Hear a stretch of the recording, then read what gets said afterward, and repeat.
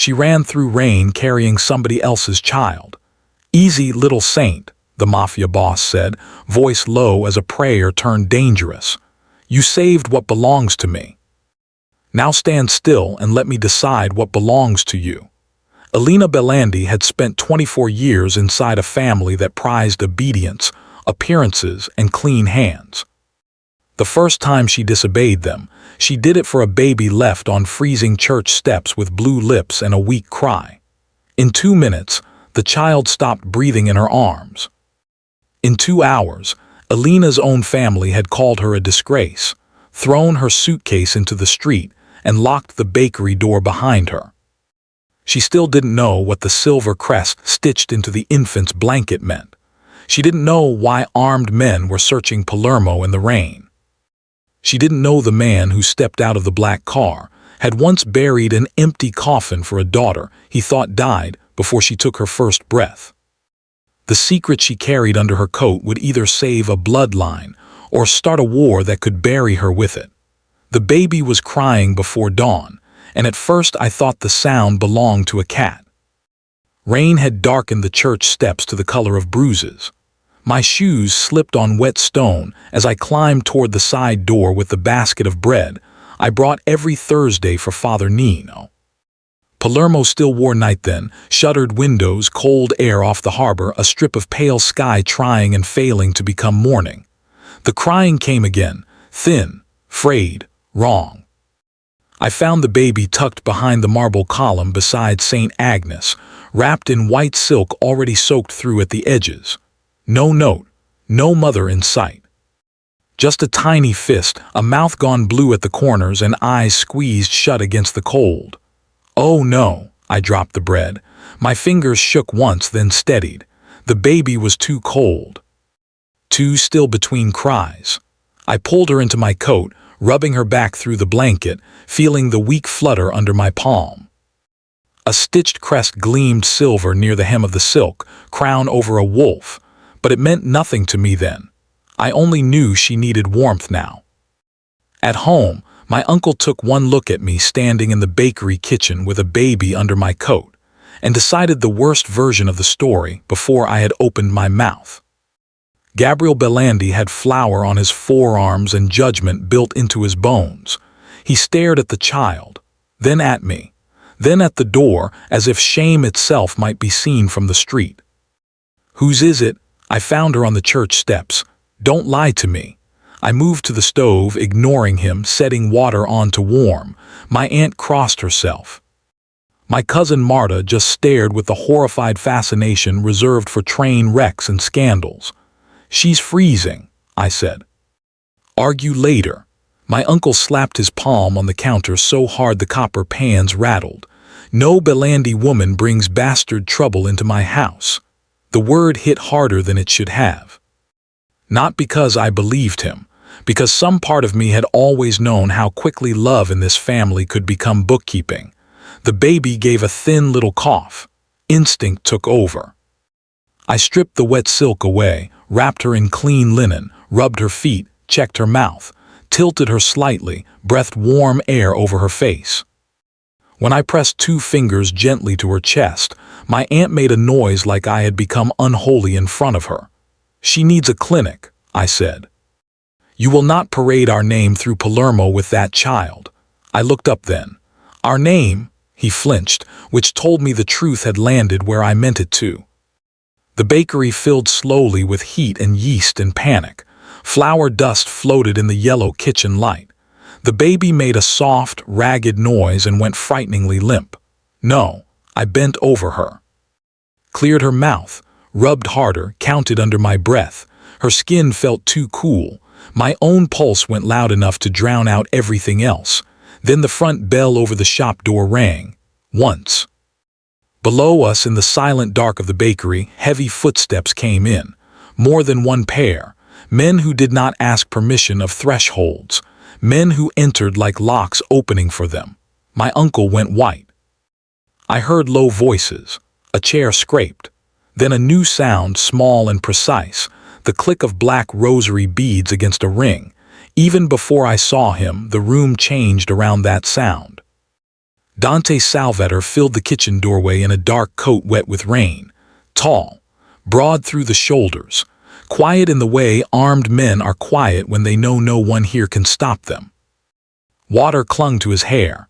There was no rush in him, no wasted movement, only control so complete it made everyone else look frantic. Behind him stood three men, one younger and trying very hard not to look nervous, one scarred and watchful, and one with a face like old stone. Dante's gaze moved over the room once. My uncle. My Aunt Me, the baby, then it stopped. Where did you find her? He asked. His voice was low, even. That was worse than shouting would have been. Church steps, I said. The baby didn't cry. She didn't do anything. I forgot him instantly. Move, I snapped at the empty air and set the child flat on the table. My fingers found her sternum.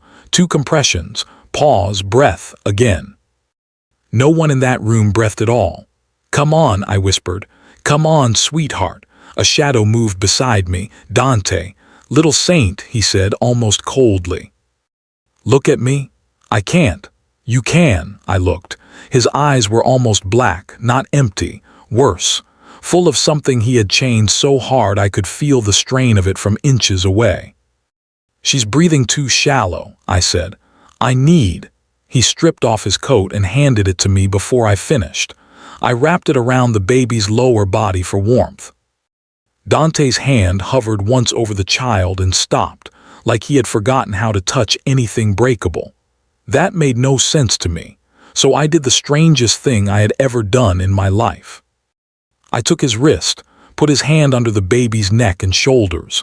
Support her neck, I said. The kitchen went dead. A man beside him inhaled sharply. My uncle made a terrified sound. But Dante did exactly what I told him. The baby coughed, then cried. The sound tore straight through the room. I exhaled so hard my knees weakened. Dante didn't. He just stood there with the baby in his arms, staring at her like someone had reached into the grave and handed him back a pulse. My uncle found his courage in the wrong direction. Take it, he said hoarsely. Take the girl too, she's no daughter of this family. I turned so fast I nearly slipped. What? You heard me. Out. His mouth trembled with rage and fear. You shame us for a stray child, and now look who follows, out of my house. My aunt began to cry. Marta looked away. I should have begged. I should have apologized. Instead, I looked at the baby in Dante's arms and realized I could never again belong to people who would have left her on the stone. Dante glanced at my uncle only once. That was enough to end the man entirely. Then he looked at me. Take your things, he said. I clutched the edge of the table. I'm not going anywhere with strangers. No, he said, that soft voice somehow becoming iron. You're not staying here. The beads clicked once against his ring. One door shut in my life then. And it did not open again. I had never packed my life so fast. 1 suitcase, 2 dresses, my nursing manuals. The little tin box where I kept my mother's rosary, and the acceptance letter to the Florence pediatric training program. I had not yet answered because leaving had always felt too large to survive. I nearly left the letter behind. Then I thought of my uncle's face and took it out of spite. The black car waiting outside our bakery looked less like transportation and more like a decision someone else had made for me. Rain still slicked the street. My suitcase landed in the trunk beside a folded stroller one of Dante's men had produced from nowhere. Palermo was waking around us, delivery scooters, gulls at the harbor, a fruit vendor swearing at a tarp, but the space near the car stayed strangely empty, as if the whole street understood the shape of danger and stepped around it. Dante sat in the front passenger seat with the baby in his arms. He had not let anyone else take her. That unnerved me more than his men did. I slid into the back. The younger man behind the wheel looked at me in the mirror with broad brown eyes and a face too expressive for the company he kept. I'm Nico, he said. If I die before breakfast, tell my mother I died heroically and not because I took a wrong turn in front of the boss. Drive, Dante said. Nico nodded at once. And there it is. The warmth, the poetry. Despite myself, I almost smiled. The car moved. Leather creaked under me. The heater breathed warm air that smelled faintly of cedar and gun oil. Dante never turned around, but I kept watching the angle of his shoulder, the impossible gentleness of his hand spread over the baby's back. "Who is she?" I asked. No answer. "Does she have a name?" This time Dante spoke. "Lucia." The way he said it made my throat tighten. Not a guess, not a maybe, a fact with grief inside it. "Is she yours?" Silence. Then, yes. I looked out the window because his certainty made the whole morning tilt under me. The baby I had found on church steps. The baby my family had called shame. The baby sleeping now against the chest of the most feared man in Sicily. My hands went cold. "What happened to her mother?" Dante said nothing. "Nico, perhaps because he valued his own life less than I would have recommended," muttered. "Usually when people don't answer, Signorina, it's because they would like to continue living without discussing it." "Thank you," Dante said. "You're welcome, boss. I do what I can for morale." We climbed into the hills above the city where old villas hid behind walls and cypress trees. The Salvator estate rose from the stone like something built by men who expected to be hated and had enough money not to care. Iron gates, pale limestone, windows too tall to feel human. Men at every entrance pretending not to carry weapons. Inside, the air smelled of lemon polish, coffee, and old marble. My wet shoes clicked across the floor.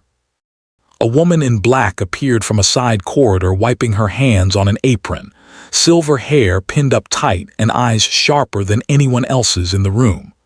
"This is Rosa," Nico said under his breath. "She controls the kitchen, the staff, and whether God still listens around here." Rosa gave him a look of profound fatigue. "Did you eat the almond cookies I made for Father Matteo?" "They were for the church." Nico pressed a hand to his chest. "I've robbed heaven. This is how my decline begins." Rosa turned to me instead. "And this poor thing, Elena," I said. "Of course you are." Her gaze softened for half a breath when she saw Lucia. "Come. The child needs proper heat, and you look one bad sentence away from collapsing." Dante handed Lucia to Rosa only after a pause so slight I almost thought I imagined it. That pause sat with me. My room was in the east wing, larger than the bakery apartment I had grown up in, with pale curtains, a carved bed, and a window overlooking orange trees silvered by rain. Too beautiful to be safe. Too soft to belong to me. Across the hall, through a half-open door, I glimpsed a nursery done in muted ivory and wood. A rocking horse sat in one corner untouched, dustless, waiting. I stopped walking. Rosa saw it. So did Dante. "No," he said. It was only one word, but it moved me backward like a hand between my shoulder blades. I turned. "I wasn't going in. You were thinking about it." Something hot and foolish rose in me. "Do you always command people for breathing near a doorway?"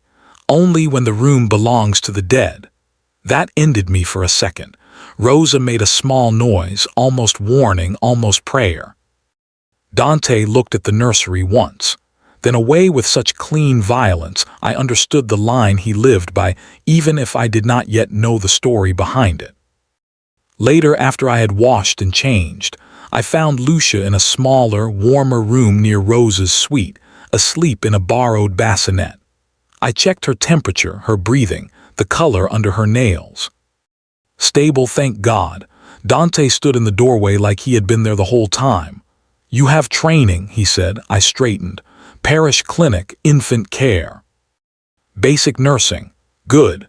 That's not an explanation." "No." I hated how the word landed in me. Not because it was cruel, because it assumed I would stay long enough for explanations to become optional. "I have a life," I said, "or I did this morning." He watched me. "Your family put your suitcase on the street." "Not my family." Something changed in his face then, not softness. Recognition, maybe. The kind that made me want to step back and closer at the same time. He crossed the room, slow enough to let me move if I wanted. I didn't. Almost. His hand lifted. stopped 1 inch from the damp strand of hair stuck to my cheek, then dropped, almost. "You can care for Lucia," he said. "You can move in this wing. You do not leave the estate without permission." My temper came back in a flash. "Am I a guest or a prisoner?" He looked at the locked window latch, then at me. "Don't test the doors, little saint." I knew control when I heard it, and that was it. By the third day, I understood that powerful men trained a house to breathe differently. Every room in the Salvator villa seemed to know when Dante was coming. Voices lowered before he arrived. Glasses were set down. Chairs shifted. The silence of armed men was its own weather, thick, waiting, disciplined by fear and loyalty in equal parts. Lucia did not care about any of that. She cried when she was hungry, hiccuped after feeding, and frowned in her sleep as if already suspicious of the world she had been born into. I liked her for that. I liked the stubborn heat in her small body now that the cold had left it. I liked the way Rosa pretended not to adore her while knitting blankets no one had asked for. "What do you know?" Nico said from the doorway one afternoon, watching Rosa fold a tiny linen gown with criminal tenderness. "The Iron Lady has a heart. I'll alert the Vatican." Rosa didn't look up. "I'll poison your espresso. You always say that. One day I'll mean it," he sighed dramatically. "Rosa, if you murder me, at least use butter." I refused to die on a low-carb stomach. I laughed before I could stop myself.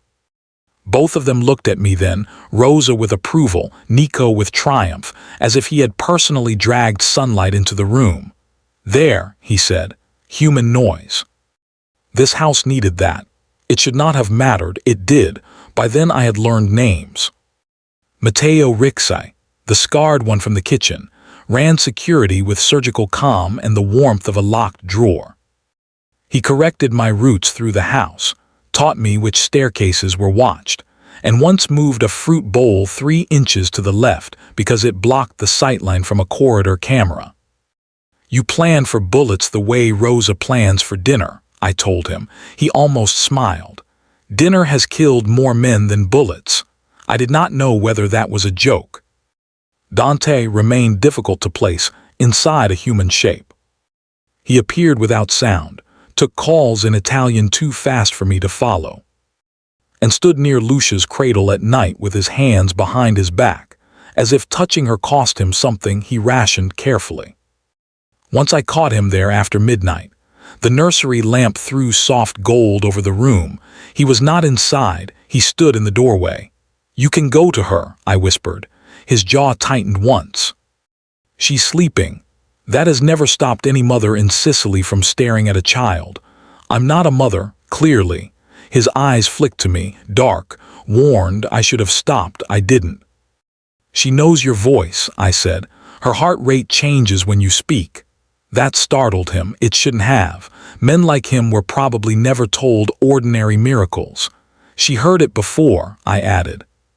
"Somewhere that's all attachment is at first, repetition." The black rosary in his hand clicked once against his ring. "Who taught you that?" he asked. "My mother." "Then my clinic." He looked at Lucia and grief moved through him so quickly I only saw the edge of it, enough to know it lived there all the time. Then he left. The next morning brought a small revelation and a larger one. The small one came from the silk blanket I had washed and laid flat to dry. In clean light, the silver embroidery was clearer. Wolf, crown, and initials worked into one corner with expensive precision. L.S. Lucia Salvator. The larger revelation arrived with gunfire. It cracked across the courtyard just after noon. One shot into the nursery window, not aimed to kill.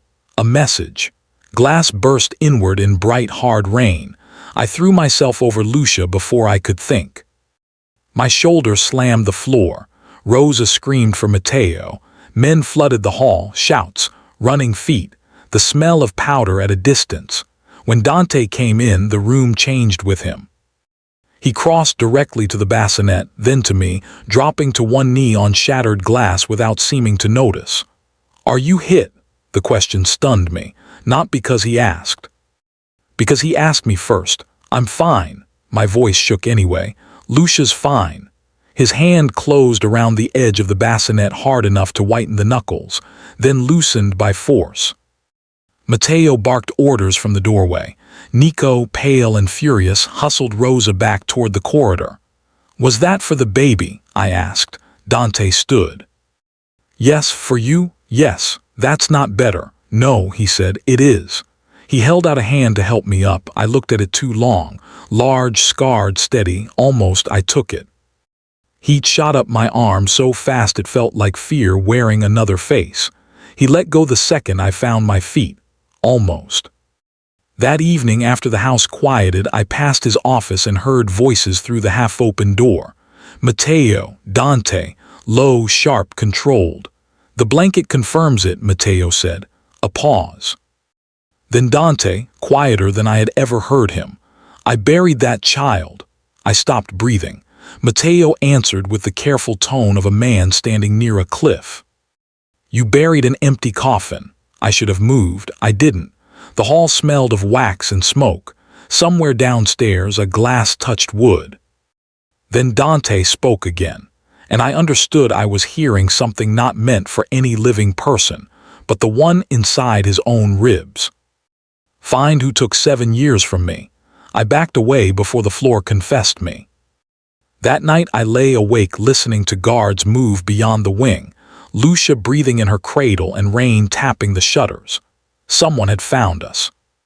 I couldn't sleep in houses built on other people's fear.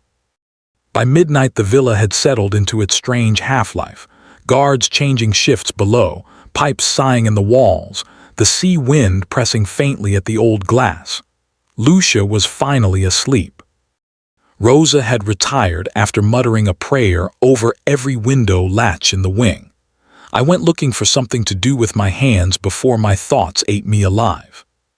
The kitchen was warm and empty except for the low lamp over the center island. Copper pans glowed like muted coins. Lemons sat in a blue bowl. Flour lived in large ceramic jars labeled in Rosa's severe handwriting. I found eggs, sugar, almonds, butter. When I was frightened, I baked. Not because it fixed anything. Because dough listened better than people did. I was halfway through piping cream into crisp pastry shells when Nico drifted in wearing a black tracksuit and the expression of a man led by scent to his own downfall. He stopped dead. "No." I looked up. "No, you don't understand. Rosa has me on a plan.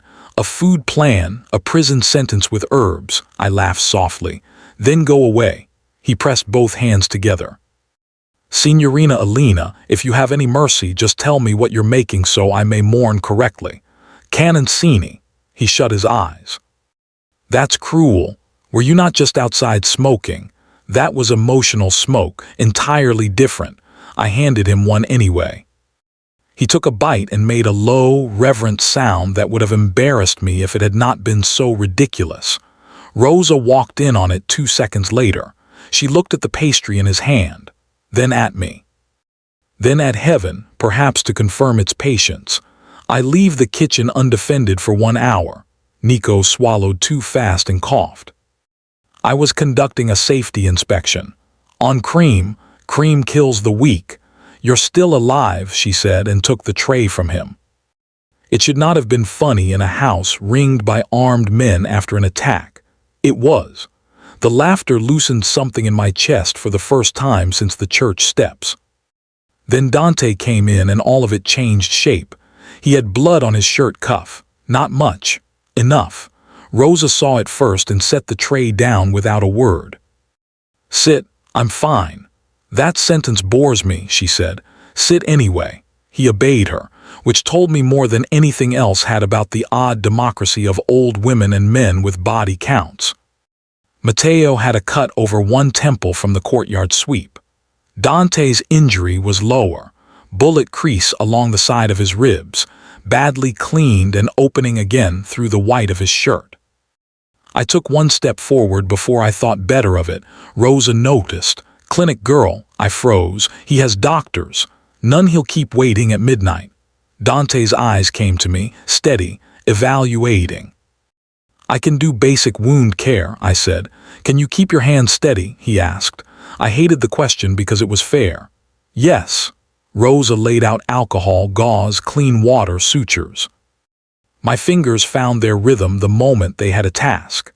I stood between Dante's knees, close enough to smell night air on his coat beneath the darker scent of his cologne. Colder than any perfume should have been, like cedar over stone.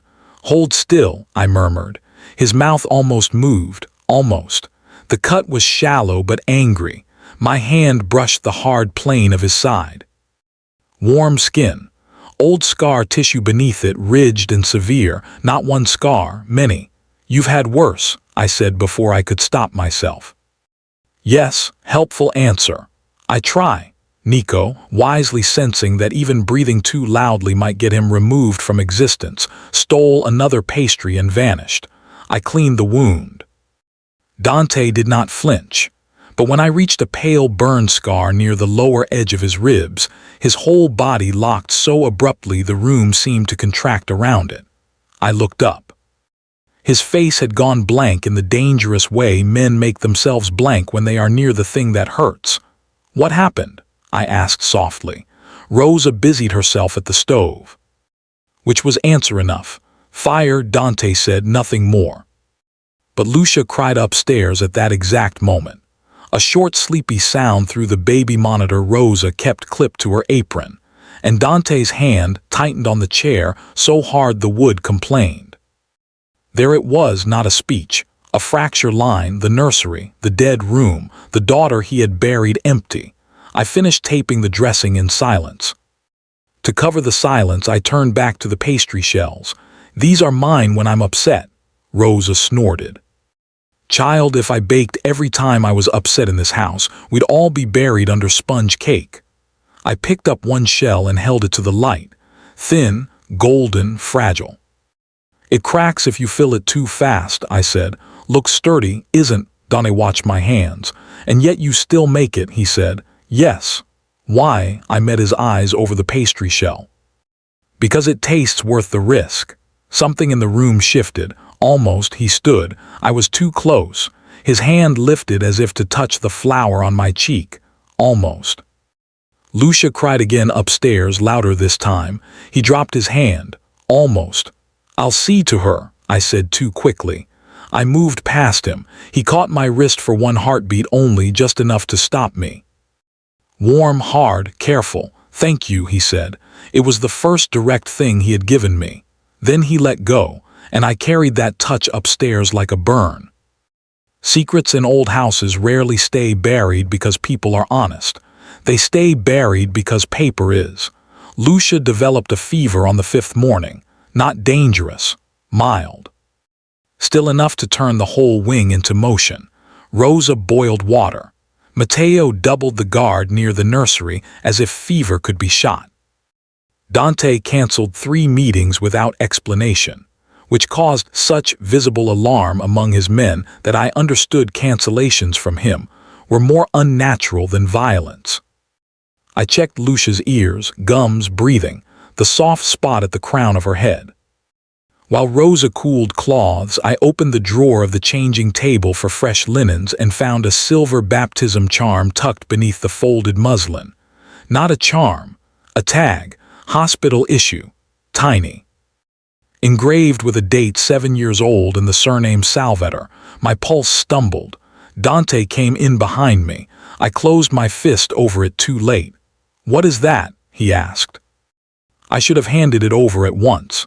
Instead, I heard my uncle again, disgrace, shame, out, and something stubborn in me clenched around the small silver strip.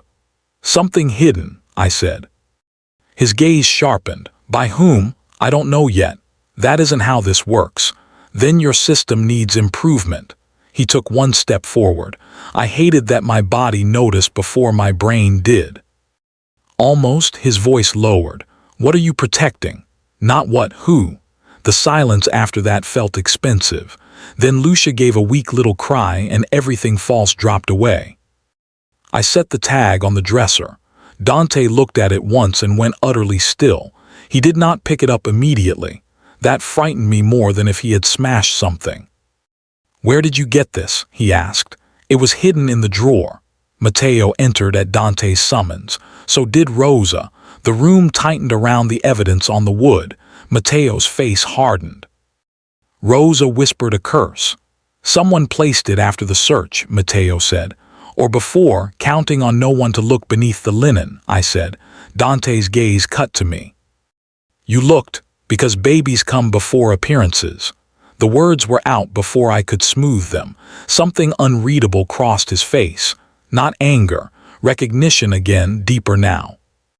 Before anyone could speak, Nico burst into the room holding a baby bottle between two fingers like a dead snake. "I knew it," he said. "This smells wrong." All three of us stared at him. He blinked. "What? I may be tragically handsome, but I also have a nose." I took the bottle. Sweet milk, faint chamomile, and underneath it bitter almond. My stomach turned. "This wasn't for fever," I said. "Someone dosed her." Rosa crossed herself.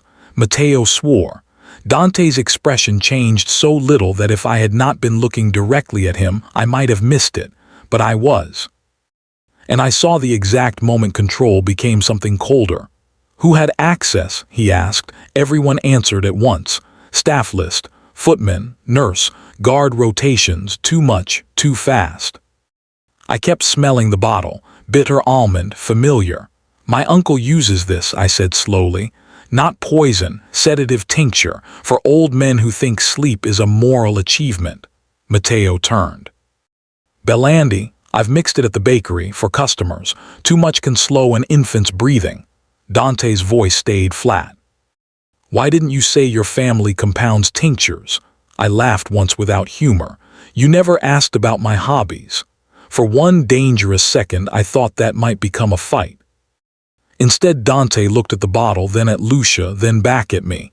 "You recognized it fast." "I told you," I said quietly. "I know infant care." It was the first time I saw surprise in him that was not attached to grief. Matteo sent men to question supply routes. Rosa locked the nursery herself. Nico muttered darkly about living in a place where even babies needed food tasters. Later, after Lucia's fever eased, I found Dante alone in the old library. High shelves, dustless spines. Blue evening pressing at the window panes. He was holding the silver tag in one hand and a scorched wooden toy horse in the other. I knew without asking that both objects belonged to the same dead room. "You thought she died," I said. It wasn't a question. He didn't correct me. "The car burned on the road to Cefalu," he said after a while. "My wife was 8 months pregnant. I was supposed to drive with her. I took a meeting instead." The words landed one by one like stones placed on a grave. They said no child survived. I stood very still, not because I didn't feel something. Because I felt too much and none of it had a correct shape. "That wasn't your fault," I said. His eyes came to mine. "You weren't there." "No, I was. But I saw the man who had been there living under his skin like shrapnel. The almost between us became unbearable then. I wanted to put my hand over his fist. I wanted not to want that. Almost." He set the toy horse down before I could move. Almost. When I turned to leave, he spoke behind me. "Your uncle visited a charity board member connected to the church orphan network 2 days before you found Lucia." I went cold. "What are you saying?" "I'm saying," Dante said, "someone close to you may have known exactly what child was left on those steps. Betrayal did not arrive all at once. It began there. War announced itself with broken glass and burning rubber. Matteo moved us before sunrise. No argument, no time. One SUV for me, Lucia, Rosa, and Nico, another for Dante and his men. The villa had become too known, too watched, too vulnerable after the bottle, after the window, after whatever Matteo had learned in the night and refused to say where I could hear it. The safe house stood in the hills above Monreal, stone walls, olive trees, a chapel long gone dry at the altar. It might have been peaceful if you ignored the men with rifles on the roof. I carried Lucia inside against a wind sharp enough to split the morning. Rosa went to set up the kitchen. Nico hauled bags in with tragic sighs about rural deprivation. "If I die here," he announced, "bury me where the light is flattering." "No," Rosa called from the pantry. "The chickens will dig you up." Nico stopped moving. "There are chickens." I stared at him. "You're afraid of chickens." "They know," he said darkly. "There's malice in the eyes." I laughed despite the dread knotted in my throat. The laugh vanished an hour later when the first bullet hit the outer wall. Then the second. Then all restraint ended. Shouts tore across the courtyard. Men moved fast through old stone hallways. Lucia woke screaming. I grabbed her. Nico shoved a side table against the door with a strength I had not expected from a man who complained professionally. Rosa pressed herself to the wall, white-faced but steady. Outside, the gunfire was efficient. Bursts, return fire, commands in Italian, clipped and deadly. I heard Matteo somewhere below. Then Dante low, carrying, impossible to mistake. The door burst open. Dante crossed the room in 3 strides, blood already dark on his shirt, eyes lethal and entirely awake. "We move now." "Where?" I asked. "Cellar passage." He took Lucia from me, and that alone told me the danger had crossed some private line in him. He would rather bleed than risk her in someone else's arms. Then the window exploded inward. I screamed. Glass rained over the floor. Dante turned with the child tucked against his chest and shot once through the broken frame. A body dropped outside. He never looked. Not rage, efficiency. That was worse. "Down," he said.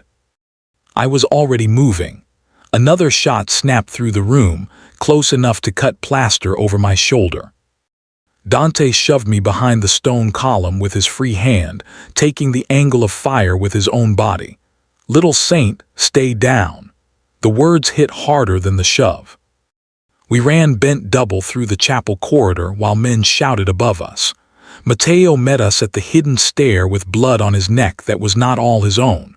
"Tunnel clear," he said. "Not for long," Dante answered. The cellar smelled of damp earth, lamp oil, and old prayers. Lucia cried until I took her back and pressed her under my chin.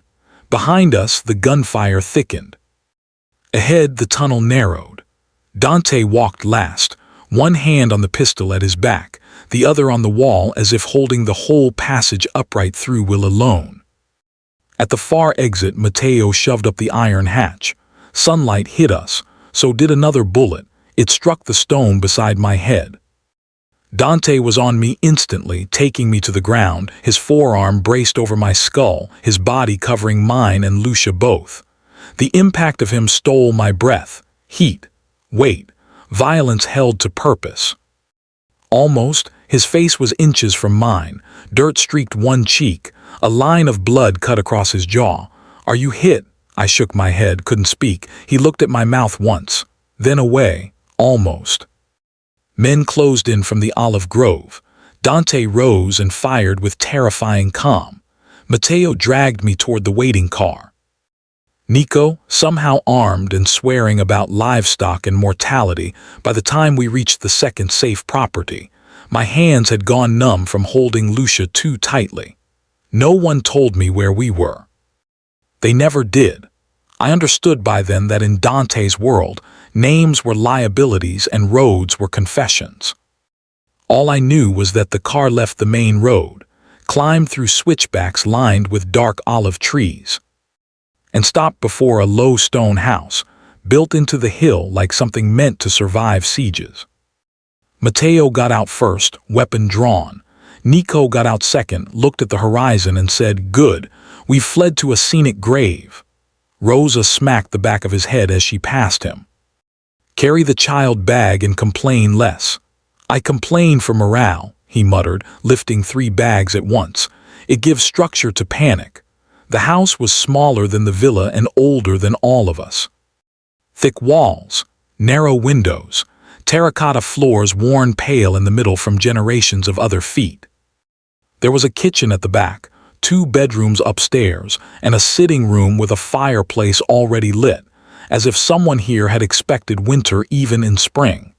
Dante came in last.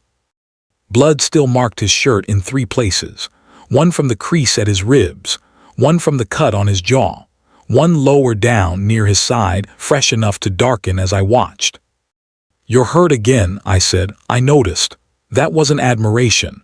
His eyes found mine, tired, sharp, unreadable, almost. Then he looked at Lucia and stepped past me. It should not have stung that he did that. It did anyway. We settled in by necessity. Rosa took the kitchen. Matteo disappeared outside to reposition guards. Nico made 2 trips to the car and returned with a basket of food, a case of ammunition, and an expression of spiritual injury. "There are hens," he announced to the room. No one answered. "In the yard," he said more gravely, "loose." Rosa glanced up from unpacking herbs. "Then avoid ideological conflict with them. I am serious." "I know," she said. "That's why it's embarrassing." Lucia finally slept in a wicker cradle beside the fire. The house breathed around us in cautious silence. For 1 strange hour, no shots came, no phones rang, and no one died. That was when I cornered Dante in the back corridor and made him show me the wound. He stood against the wall while I unbuttoned his shirt, with fingers that were steadier than I felt.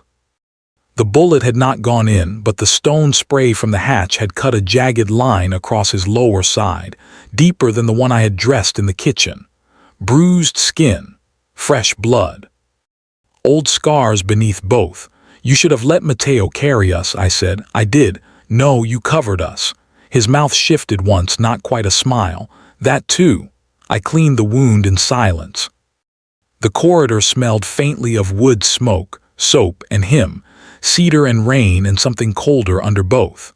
When the cloth touched the edge of the cut, his muscles locked hard under my hand. "You don't have to pretend it doesn't hurt," I said quietly. "I'm not pretending. Then you're stupid." Also possible. That almost made me laugh, almost. Instead, I taped clean gauze over the cut and forced myself not to notice how close I was standing between his knees, where he sat on the narrow bench. Forced myself not to feel the heat of him against the backs of my hands. Forced myself not to wonder what his face would do if I leaned in 1 inch farther. Almost. "Who attacked us?" I asked. Dante was silent for a moment too long. Then he said, "My cousin." I looked up sharply. "Cesare." He did not ask how I knew the name. He probably assumed, correctly, that no one in a house full of armed men keeps every door shut forever. "He arranged the convoy 7 years ago," Dante said. "He controlled the route, the men." The story afterward. The bandage tape nearly tore under my fingers. "You're telling me your cousin helped kill your wife, stole your child, and let you bury an empty coffin?" "Yes." The answer was so calm I could barely bear it. "Why?" His rosary clicked once against his ring. "Because Cesare believes grief makes men efficient." I stared at him. "He thinks weakness is burned away by loss," Dante said. He thought he was preserving the family by making me into something harder. My throat tightened with sudden, useless rage. That isn't preservation. That's cruelty dressed as strategy. A quiet, terrible understanding moved through his face. "I know." I finished the bandage. My hand stayed at his side 1 second too long, almost. Then he caught my wrist, not roughly, not to stop me from leaving, just to hold something steady between us for 1 heartbeat longer than necessary. "When Matteo told me about your uncle," he said, "you looked surprised." I was. "Do you still trust him?" I thought of my uncle's face in the bakery kitchen. The word bastard. The suitcase in the rain, the bottle beside Lucia's bed. "No," I said, "but I trust what he hates." Dante's gaze sharpened. "He hates shame," I whispered. "He hates scandal. He hates bloodlines he thinks stain everything they touch. If he helped hide Lucia, he did it because he thought letting a Salvatore child die was mercy." Something changed in Dante then. Not outwardly, inwardly, like a door closing on the last possible excuse. "He won't touch her again," he said. I believed him. That should have frightened me. Instead, I heard myself ask, "Do you think I'm afraid of you?" "Yes." I should have lied. I didn't. Yes, I said, but not for the reasons you think. He let go of my wrist. What reasons, little saint? The name no longer sounded cold. That was the dangerous part. I looked past him toward the room where Lucia slept by the fire. If I fear anything, I said, it's what will happen to you if someone takes her again.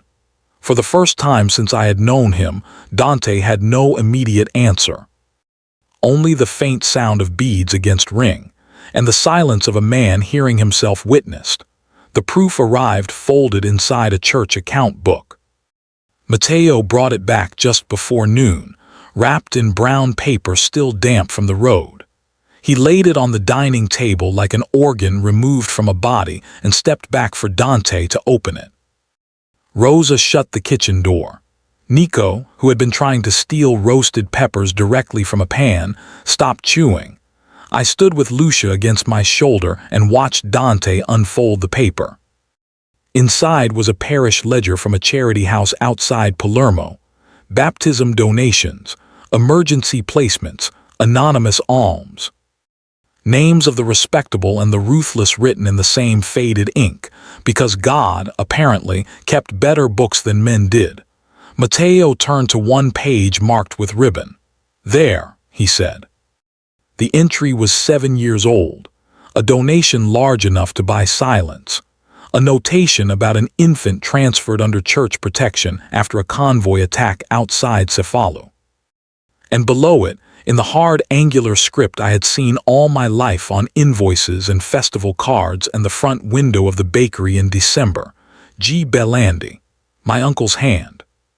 For one ugly second the whole room blurred. No, I said, though the evidence did not care. No, Lucia stirred against me. I held her tighter. Another name sat beside my uncle's, signed not as Cesare Vitelli, but under an alias the church would have accepted more easily. Yet Matteo had already circled it in black ink. This is him, he said. Dante's eyes did not leave the page. I know.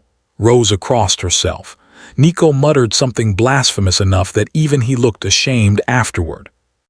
I kept staring at my uncle's name until it split into memory. The tincture bottles lined up behind the bakery counter, his charity dinners. His talk of decency, decency, decency like a prayer and a weapon both. I had thought his cruelty simple, petty, domestic. I had not understood until then how large a cruelty small men will permit themselves if they can call it moral. He knew, I whispered. Yes, Dante said. He knew she was alive. Yes, and he left her there. The words broke on the way out. Dante closed the ledger. He did not reach for me. He did not offer comfort. Somehow that made it easier to keep standing, because I could hate him for mercy if I had to, and I would not owe him gratitude for seeing me fall apart. What do you want me to do? I asked. He looked at me then, dark-eyed, relentless, impossible. Tell me everything your uncle ever said about the church. So I did, not all at once. Memory came in fragments, charity boards, delivery schedules, old priests he liked because they praised order, the orphan network he donated to whenever he wanted the city to admire him, one bishop's secretary who bought our honey cakes every Easter, the retired Monsignor in Montreal who had once thanked my uncle for his service to vulnerable children, and received, in return, a look on my uncle's face so smug I had wanted to slap it even then. Matteo wrote every name down. By the end of an hour, the paper before him looked like a web. Lucia woke hungry. I fed her by the fire while the men talked in low, efficient voices about routes, records, and 3 possible properties where Cesare could have hidden a child for 7 years without appearing to hide anything at all. Dante did not join the discussion. He stood at the window with one hand in his pocket and the rosary in the other, clicking the beads once at a time as if each sound were a decision. Outside, olive leaves flashed silver in the wind. Somewhere in the yard, one of Nico's hated hens objected loudly to existence. When Lucia finished, I carried her to him. He turned as I approached. Not startled, just arrested. Hold her, I said. I am, not in theory, For half a second I thought he would refuse. Then he put the rosary away and took Lucia with the same careful intensity he used for loaded weapons and holy things. Her tiny hand caught in the front of his shirt immediately. Something inside my chest gave way. "She does that when she wants to stay," I said. Dante looked down at her fingers knotted in the fabric over his heart. "She has your temper," I added. He glanced up. "You've decided that quickly. She survived church steps, poison, glass, bullets, and your family." I folded my arms. "That child is not delicate." His mouth moved at the corner. "Almost. Neither are you," he said. I had no answer for that.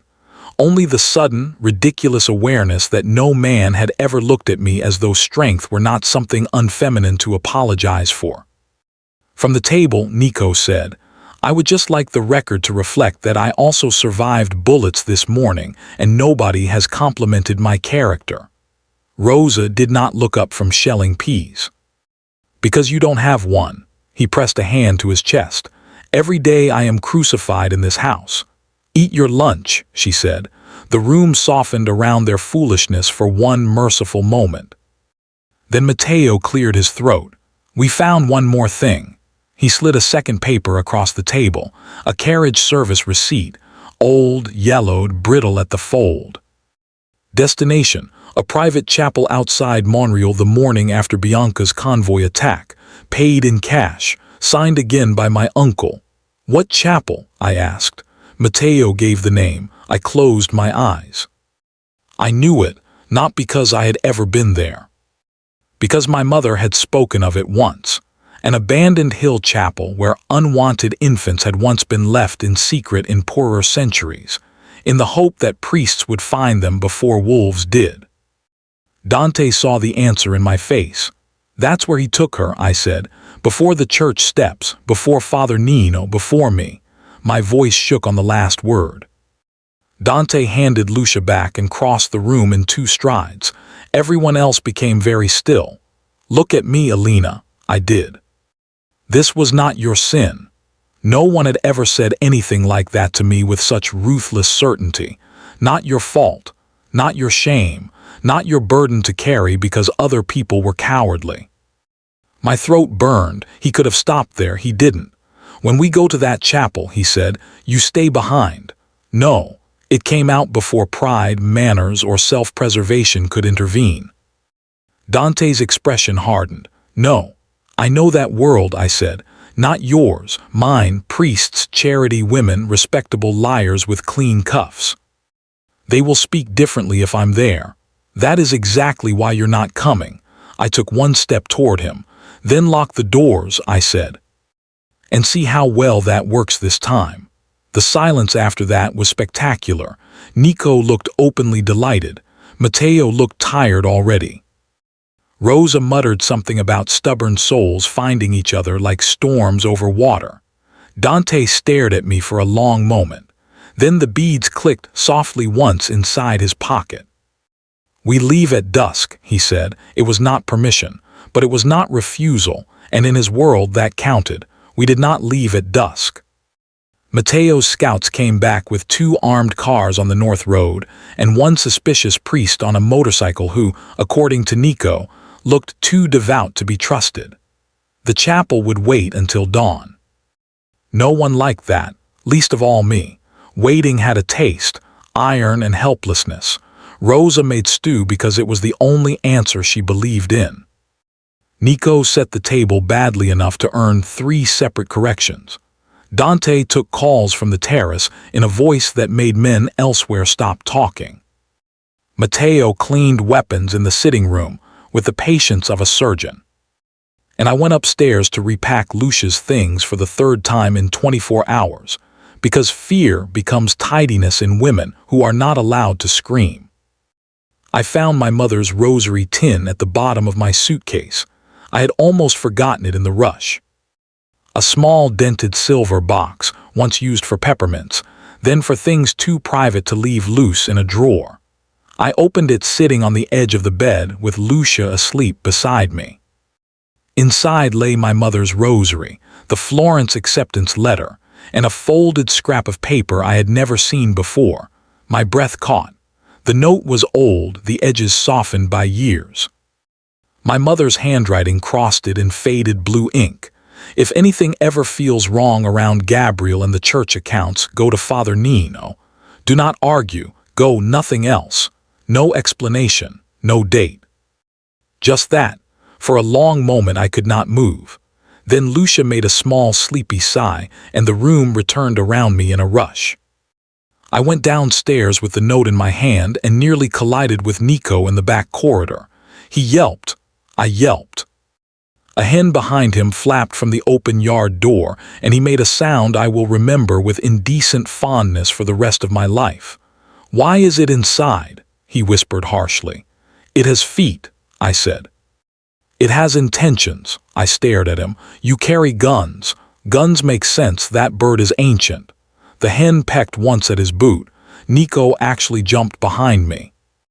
And then, because the day had been so ugly, and because laughter is a mutiny the body stages against despair, I laughed until my eyes watered. Rosa came around the corner, took in the scene at once, and said, "If that chicken kills you, I will not mourn theatrically."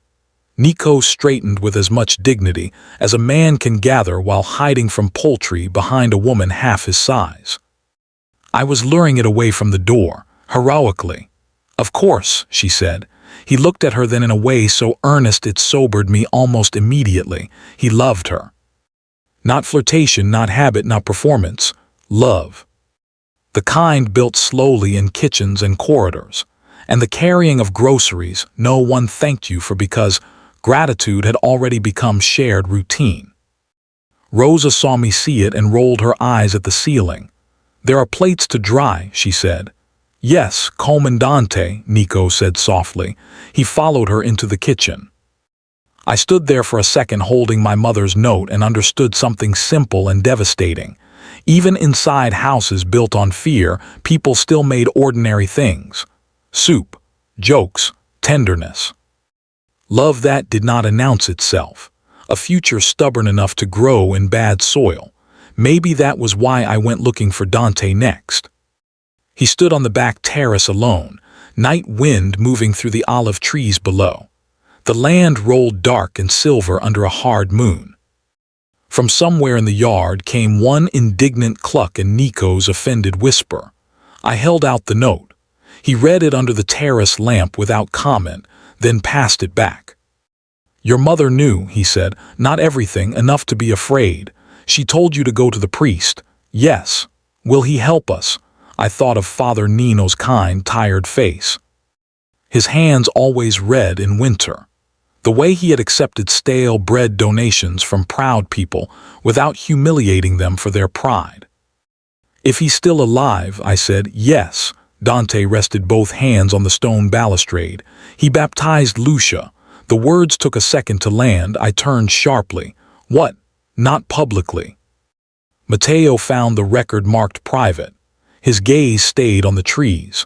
A priest would not invent a sacrament for an unclaimed child. Someone wanted her soul named even if her life was hidden. My eyes burned with sudden tears I did not want. "So for 7 years," I whispered, "someone kept her alive and someone kept her erased." "Yes."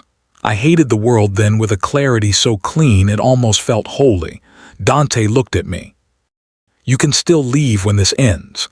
The Florence letter in my pocket seemed to press against my ribs. "I know. You should know that I would let you." I laughed once, tired and raw. "Your bedside manner remains terrible." "It's not bedside manner." "No," I said softly, "it is." He stepped closer, not touching, near enough that the night altered around us. Almost. "I don't know what to do with," he stopped. "With what?" I asked. His jaw worked once as if the admission itself were physical pain. "With wanting you here after it's safe." Everything in me went still. Almost. I could have made that easy. I could have smiled, touched his hand, given both of us a softer road into the same dangerous place. Instead, because I had spent my whole life earning love from people who weaponized it, I said the truest thing first. I won't stay anywhere I have to earn my worth by obedience. The wind moved between us. Then Dante nodded once. Good, he said. Neither would I. It was the nearest thing to a vow I had ever heard. And when he said my name afterward, very quietly, it sounded less like possession than promise. Father Nino was alive. He was also furious. He met us inside the abandoned chapel at Monreal just after dawn. Wearing an old black coat over his cassock, and the expression of a man too familiar with sin to be surprised by it, but still angry enough to mention it by name. Dust lay thick on the pews. Rain had gotten in through one cracked corner of the roof and stained the stone below the saints the color of old tea. You took your time, he told me. I almost cried at the sound of his voice. He looked older, thinner, but his hands were the same when he took mine, dry, warm, steady. I found her, I said, looking down at Lucia asleep in Rosa's arms. No, he said quietly, she found you. Dante watched the exchange from 3 steps away, unreadable as ever. Matteo had stationed men outside. Nico stood near the side door trying to look menacing, and not at all like a person who had recently lost a moral battle with a chicken. Father Nino led us to the sacristy. Behind a warped cabinet hidden in the wall was a narrow iron box. He opened it with a key he wore on a cord around his neck. Inside were 3 things. A baptism certificate for Lucia Bianca Salvator, a gold bracelet engraved with Bianca's initials, and a letter. Dante took the bracelet first. For 1 second he was not the man men feared in Palermo. He was only a husband who had found proof the dead had once been real enough to touch. Father Nino handed me the letter. It was left with the child the 2nd time, he said. Not the first. The 2nd time, I asked. He nodded grimly. She was brought here after the convoy fire by a woman from Bianca's household. Terrified, burned on one arm, she begged for sanctuary. Before sunrise, another man arrived with money, protection, and instructions.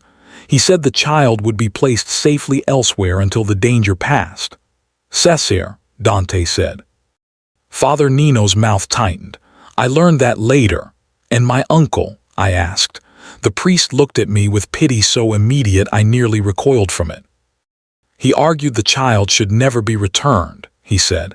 He said evil blood grows into evil men. My knees almost gave under me. Dante's hand came to my elbow before pride could stop him. Almost, I let it stay. The letter shook in my fingers as I opened it. It was from Bianca's maid, Caterina, written in haste, ink smeared by water or tears. If this reaches Dante, tell him I tried. The cousin came before dawn. He swore the child would live if no one knew she was his. Belandi said the blood should end here. I took the bracelet and 1 record and hid them back with the priest in case God wanted the truth later. Forgive me. I looked up, sick with it. God wanted the truth later, Father Nino said. But not perhaps this violently. The chapel doors opened behind us. No one in the room turned fast enough to stop what followed. My uncle stepped in first. Cesare came behind him. The resemblance to Dante was there only in fragments. Height, dark hair, the old family mouth. But where Dante held silence like a weapon, Cesare wore charm the way other men wore gloves. Lightly. Easily, as if it protected him from leaving fingerprints on anything filthy. Well, he said softly, looking at the iron box, at least we can stop pretending now. Matteo shouted from the nave. Weapons lifted everywhere at once. Rosa pulled Lucia tight. Nico moved in front of her without being told. My uncle pointed a gun with a shaking hand that disgusted me more than Cesare's smile did. You should have left it, he hissed at me. You should have let it die. I did not know hatred could become so calm. That's your confession, I asked. You call a child in a church, his face twisted. That blood ruins everything it touches. Cesare's gaze flicked to Dante. You see, I told you he was useful. Dante went very still. What did you do? I whispered. Cesare smiled at me instead of answering him. You're the complication, Alina. He was simpler in grief. I think that was the exact moment Dante decided his cousin would not leave the chapel alive. I felt it beside me like a storm-changing pressure. "Dante," I said. His name did not break the moment. It only entered it. Cesare raised his weapon half an inch. "Careful. If I die without speaking, you never know which of your men carried messages for me. Which houses I own under other names, which judge signs what. Revenge is expensive when you're uninformed." He wanted time, attention, theater. My uncle wanted righteousness. That made him easier to read. He shifted first toward Rosa, toward Lucia. I moved before the shot, not brave, not clever, instinct only. I hit his arm as the gun fired. The bullet struck stone. Nico lunged. Rosa spun away with the baby. Matteo's men surged through the side aisle, and in the chaos Cesare grabbed me, one arm around my throat, gun to my ribs. Fast enough, practiced enough, that I knew he had rehearsed leverage as often as prayerful people rehearse remorse. "Tell them to stand down," he murmured. Dante looked at us. I had seen him furious. I had seen him lethal. I had seen him made into silence by grief. I had never seen murder arrive so quietly. "Dante," Cesare said pleasantly, "you may have the child or the girl." Not both. The whole chapel held its breath, and Dante chose me before the echo died. "Let her go," he said. No hesitation. No calculation visible enough to save pride later, just me. Cesare's smile thinned. Interesting. Something in my own damaged heart split open then, not with fear but with the unbearable knowledge of being chosen without obedience, without deserving it, without bargaining for it at all. The next second shattered. My uncle fired again. Matteo shot him first. Nico tackled Cesare's gun arm at the exact instant Dante crossed the aisle. I twisted free. And Dante hit his cousin with enough force to send both of them into the first pew. The gun skidded across stone. Father Nino began swearing in a tone I suspect God forgave instantly. When it ended, my uncle lay bleeding between two pews, still alive but sobbing prayers no one answered. Cesare was on his knees with Dante's hand locked around his throat. Matteo's pistol trained on his head, Rosa holding Lucia, Nico breathing like a man who had just thrown himself at death and resented the poor choreography. And me standing there in a ruined chapel with Dante's choice still burning through me like a second pulse. Cesare did not beg. That was somehow the most hateful thing about him. Even on his knees in the chapel, with Matteo's gun at his temple, and blood on his mouth from where Dante had split it open, he still carried himself like a man disappointed by other people's emotional excess. "You want the whole truth?" he asked, coughing once into a smile. "Then bring me where you buried it." 3 hours later we stood at the Salvator mausoleum. I would have refused to go if Lucia had not been safe at the house with Rosa and 6 armed men and Nico, who had declared with offended sincerity that he was surprisingly effective in crises. Matteo believed Cesare only because the alternative was killing him in the chapel and perhaps losing the last hidden piece of Lucia's history. So Dante brought him in chains. And I went because by then every truth in this story had blood under it, and I no longer trusted men to witness their own grief honestly, without a woman there to force the language straight. The mausoleum sat on a hill above the sea, white stone and shadowed cypress, beautiful in the severe way rich families try to make death look orderly. Inside, the air held cold marble, candle wax, and the old mineral smell of sealed places. At the far wall stood Bianca's crypt. Below it, the child-sized coffin Dante had buried 7 years ago. I knew it before Matteo pried the lid open because Dante stopped breathing beside me. The coffin was empty. Not empty exactly. There was a length of burned linen inside. A child's knitted cap singed black at one edge. Nothing living had ever rested there. Only evidence arranged to become grief. Dante did not move. Cesare watched him with the detached fascination of a surgeon admiring a wound. "I told you," he said. "Pain clarified you." Matteo hit him hard enough to turn his head. I stepped forward before anyone could stop me. What kind of man steals a baby from a burning road and calls it strategy? Cesare looked at me as if I were disappointing him by requiring morality in a practical conversation. "The kind of man who understands lineage," he said. "Bianca made him weak. The child would have made him softer. After the fire, after the burial, he became what the family required." I heard the words. I understood them. But some part of me still expected lightning to strike him through the roof for saying them aloud in front of the dead. "You built him out of suffering," I said. "Yes, and you think that proves you were right," Cesare smiled faintly. "Look at what he became." I did. Then I looked at Dante.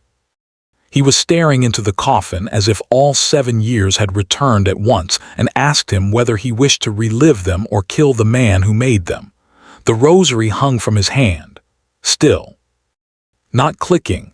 For the first time since I had known him, the contained sound was gone, and the absence frightened me more than the noise ever had. "Dante," I said softly. "Nothing." Matteo shifted. Ready, waiting for an order. Cesare saw it too and laughed under his breath. "There he is." That laugh nearly ended all of us. Dante crossed the space between them so fast I only saw the result. Cesare slammed against the wall, one hand at his throat, both feet half off the ground. Matteo stepped forward. I held up one hand without looking at him. "This part belonged to Dante." "You buried my wife," Dante said.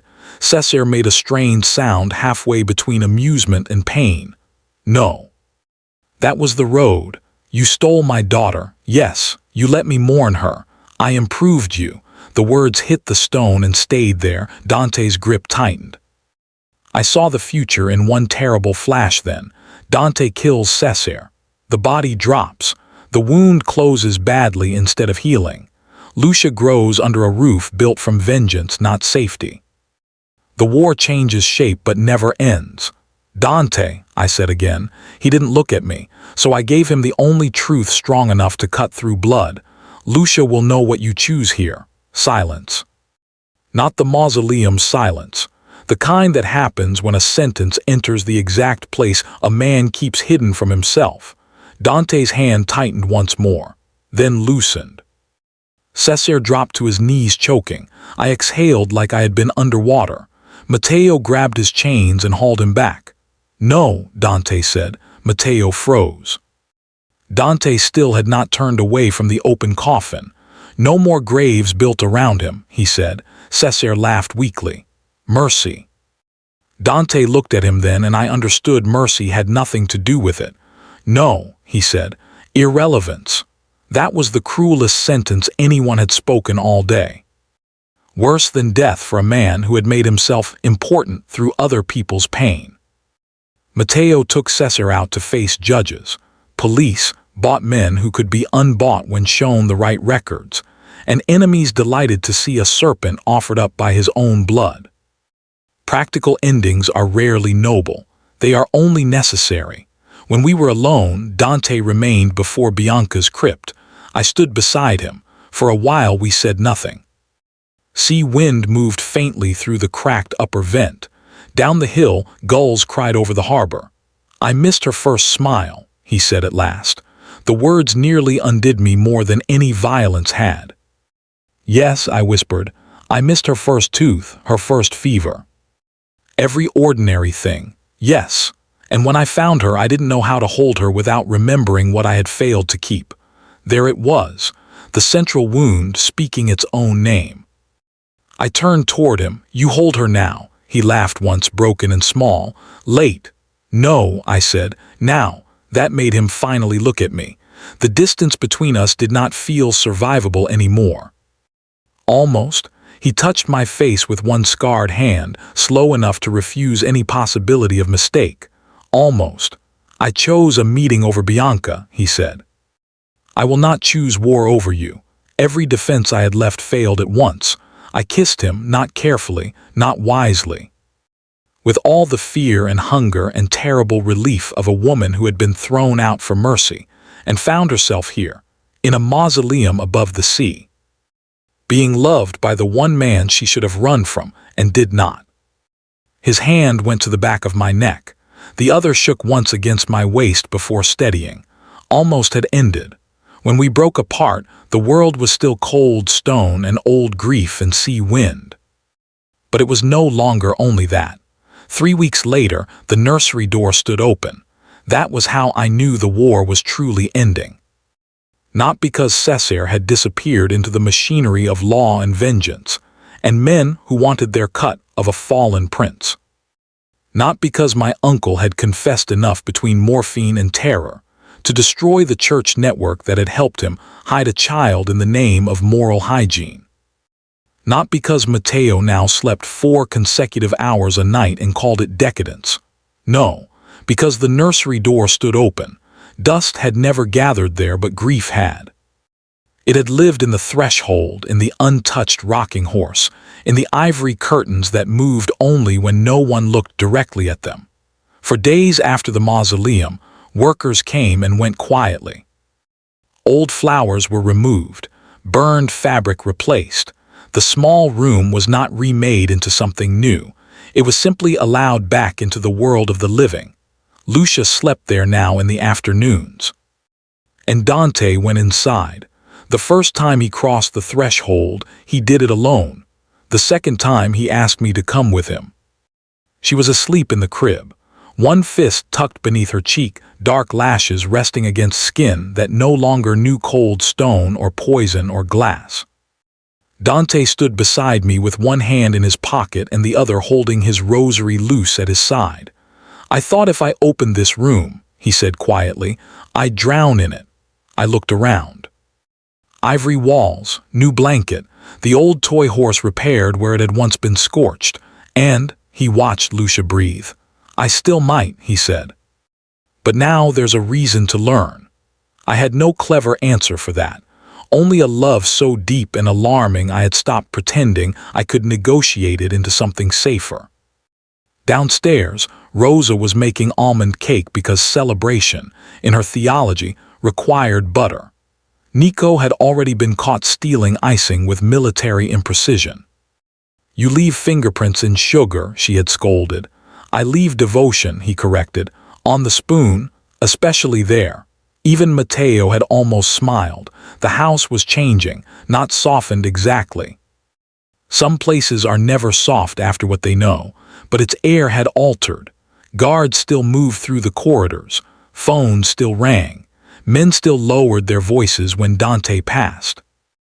Yet there was also Lucia's laugh now, Rosa's humming from the kitchen, Nico complaining theatrically at supper and then carrying extra blankets upstairs without being asked.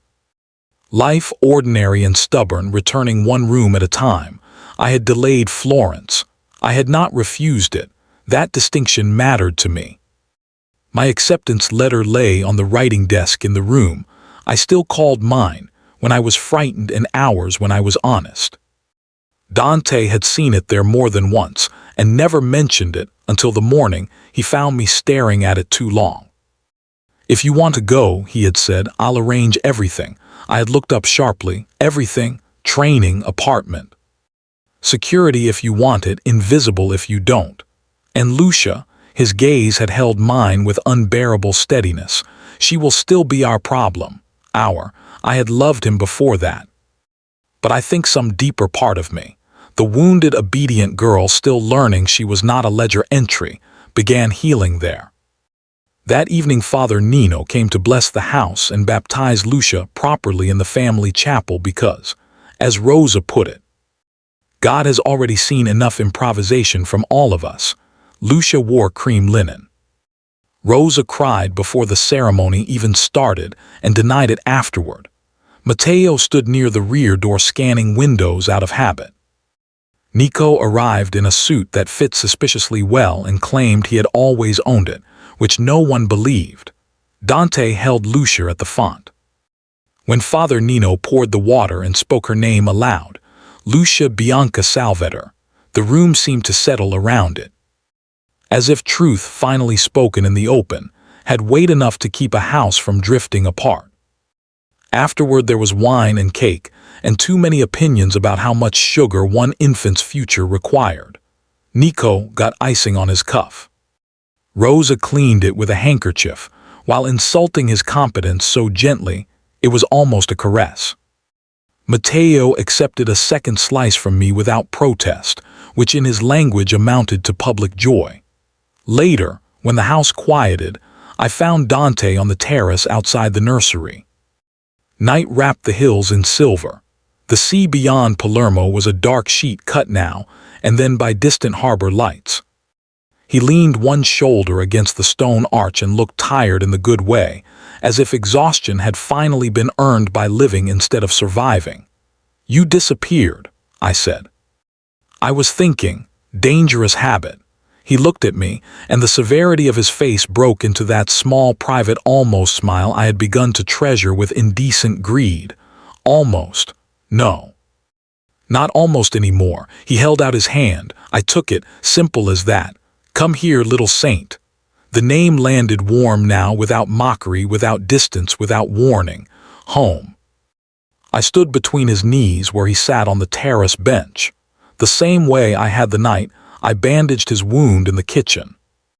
Only now neither of us pretended not to know what lived in the air between us. "You should sleep," I murmured. "So should you." And yet, he agreed. The nursery lamp behind us cast soft gold through the open door. Inside, Lucia made one sleepy sound and settled again. Dante touched the edge of my jaw with his thumb. "I spent years believing love was the weakness that cost me everything," he said. I went still. He continued before I could answer. "I was wrong. Cowardice cost me everything, pride, delay. Believing there would always be one more meeting, one more day, one more chance to come home in time." His hand moved to the back of my neck, steady, reverent. "I won't make that mistake with you." The night seemed to narrow around those words until there was only him, only this. Only the impossible fact that I had been cast out by one family and chosen by another I had every reason to fear. "I'm still going to Florence," I said, because love without selfhood had already ruined enough women. A slow warmth crossed his face. "Good. I may come back difficult."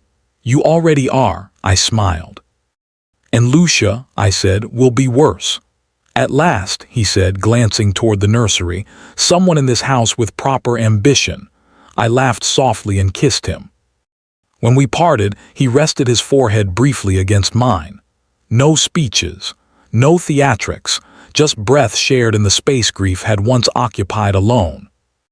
From inside the nursery came the soft shift of Lucia in her sleep. And then, in the quiet that followed, I heard it, the gentle click of Dante's black rosary beads against his ring. Not violence. Not warning. Not the sound of a man holding himself together by force. Only prayer, perhaps, or gratitude. Or peace arriving quietly enough that, if you had not nearly died for it, you might mistake it for ordinary love.